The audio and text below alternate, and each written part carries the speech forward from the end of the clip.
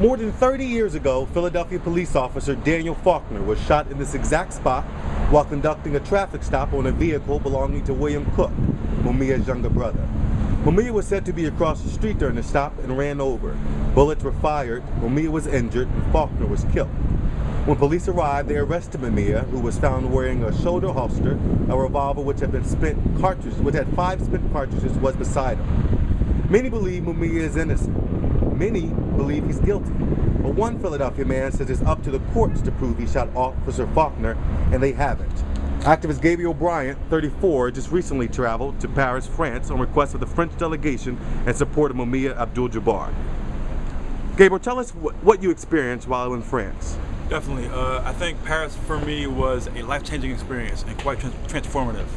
It was powerful to be able to travel to Paris and meet with the French delegation and to understand their perspective on Mumia Abu-Jamal's case, but also what not only they could do, but what we can do really in solidarity towards this case, how we can move forward in solidarity, move together, unified, but also figure out ways in 2014 to push forward as far as and build momentum towards this case legally in the courts. And one thing you said, you went over to get young people involved. Yes. Why is it important that young people understand Mumia's case and more importantly get involved in it? Definitely. I mean, we want to really put a new and a fresh face on Mumia Abu-Jamal's campaign. You know, one of the things that we know about Mumia as an individual was that from his youth, as a teenager, he was organizing.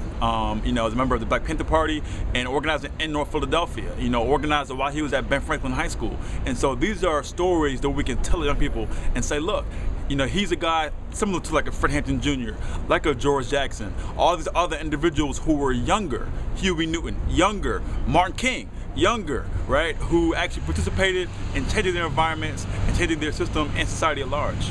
So you were coming up on the 32nd anniversary you were telling me about. What's going to be happening? Yes. Well, what's going to be happening actually is a couple things. So first of all, right now, again, we're building momentum.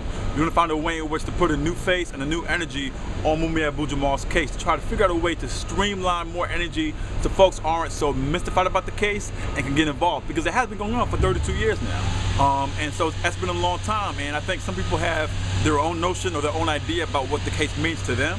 But some folks who have done the research, did the study, talked to him himself and other folks, spoke to the lawyers, understand the legality of the whole court, understand that when the court said in December 2011, actually in the fall of December 2011, that he was no longer on death row because it was actually unconstitutional for him to do so and put him down, general population, now one life, our position is, okay, release him now at this point in time, because life in jail will only be a slow death. All right, so get him out of prison. He's already done 32 years. So our position is get the folks out of there, but also Philadelphia is his base. He's from here. This is his city.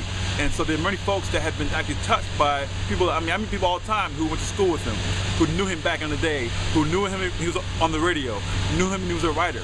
And so trying to interface those folks with younger activists, younger organizers who can figure out a way to kind of not only fight for him, but fight for everybody. All the political prisoners have been doing 20, 25, 30, even 35 years incarcerated. So we're fighting for all of them. How can people get involved? Is there a website? Is there a petition they can sign? What can people do? Sure, we're doing a couple of objectives. One thing is that right now, back to your question about the two objectives, on December 9th, we're actually going to be doing our next planning program, and major program actually, geared around this case. That actually was the day that the incident occurred. And so every year since then, what we've done is done programs. And so in the past, we've done everything from having a major town hall forum to bringing in, like 2 years ago, the likes of folks like Mark Lamont Hill and Michelle Alexander and Desmond Tutu to speak on behalf of Mumia and his case. And so we're doing a similar type of event on December 9th, 2013, so it'll be coming up in a couple short months.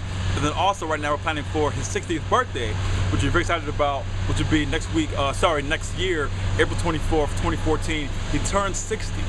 He turned 60, right? Landmark birthday.